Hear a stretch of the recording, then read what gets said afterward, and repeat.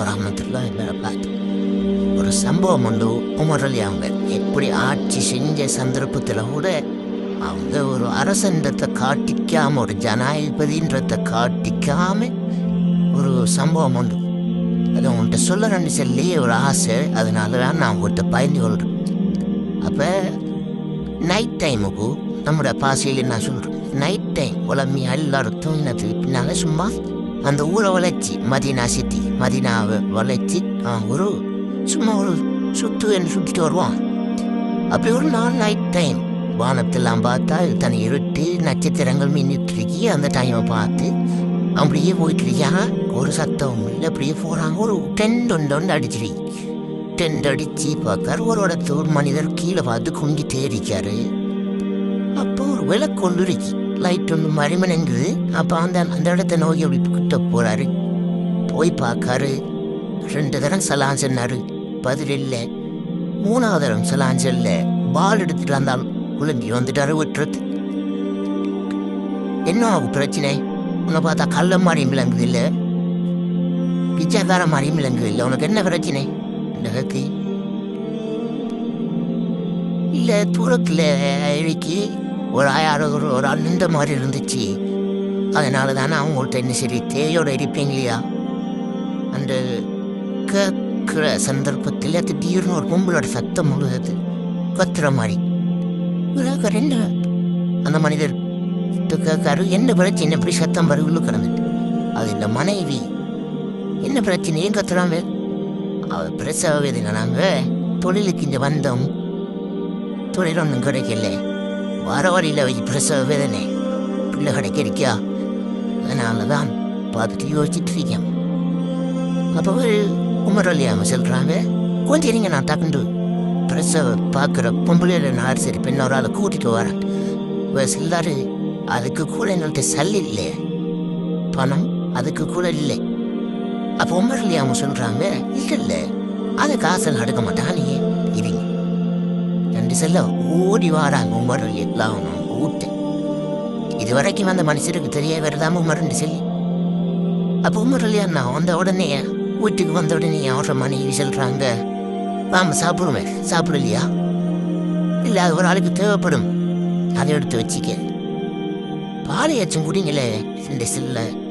அதுக்கும் உமர் அலியாம சொல்கிறாங்க, பிரசவ வழியில் வேதனையில் ஒரு பின்பறிக்க ஆவிக்க குடிக்க தேவைப்படலாம், அதை எஞ்சத்தை எடுத்து என்னோட நீ போ, நான் ஒட்டாத்த எடுத்துட்டு வாரேன். அப்படியே போவாராங்க 2 பேரும். கூடாரத்துக்கிட்ட வரும்போது கூடாரத்துக்கு வெளியில் அந்த ஆணோட உமரலி அவங்க பேசிட்டு இருக்காங்க. அதுக்கு பின்னால அந்த பெண்மணி உமரல் எல்லாம் மனைவி உள்ளுக்க போய் இந்த பிரசவ வேதனையை பார்க்கணும். வழியே அந்த பிரசவ பிள்ளை எப்படி வெளியில் வரத்தை அதுக்குரிய ஏற்பாடுகள் செய்கிறாங்க. இப்போ உள்ளுக்கு அங்கே நடந்து கொண்டிருக்க வேலை பெரிய உமர் அலி அவங்களும் அந்த மனிதர். இப்போ அந்த மனிதரை பார்த்து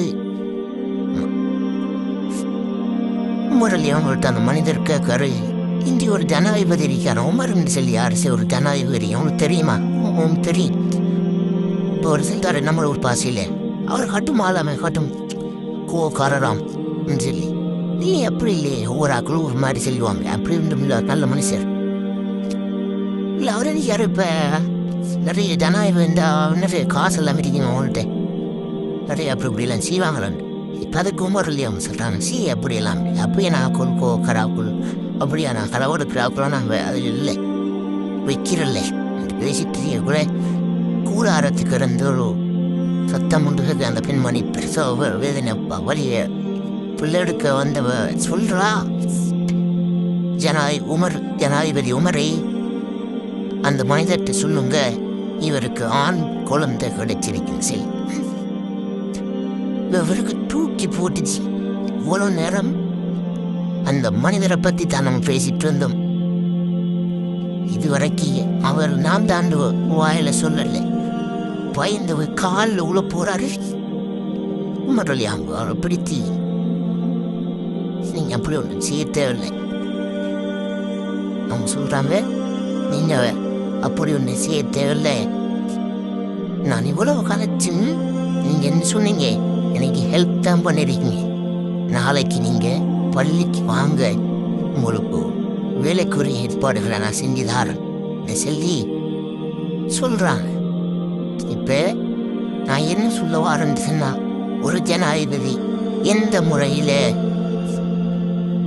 மக்களோட அவர் நடந்து கொள்றாரு, ஒரு ஜனாதிபதின்றத கூட தெரியாத அளவுக்கு அவர் வாழ்ந்துருக்காருன்னு சொன்னா, நம்ம ஊர்ல இருக்கிற தலைவர், ஒரு குடும்பத்தில் இருக்கிற தலைவர், பாடசாலைகள் இருக்கிற தலைவர், மதரசாக்கள் இருக்கிற தலைவர் எந்த முறையில் இருக்கணும்ன்றதுக்கு நபி ஸல்லல்லாஹு அலைஹி வஸல்லம் அவங்களுக்கு போற ஒரு முன் மாதிரியாக இருந்தவன் சொன்னா உமர் ரலியல்லாஹு அன்ஹு.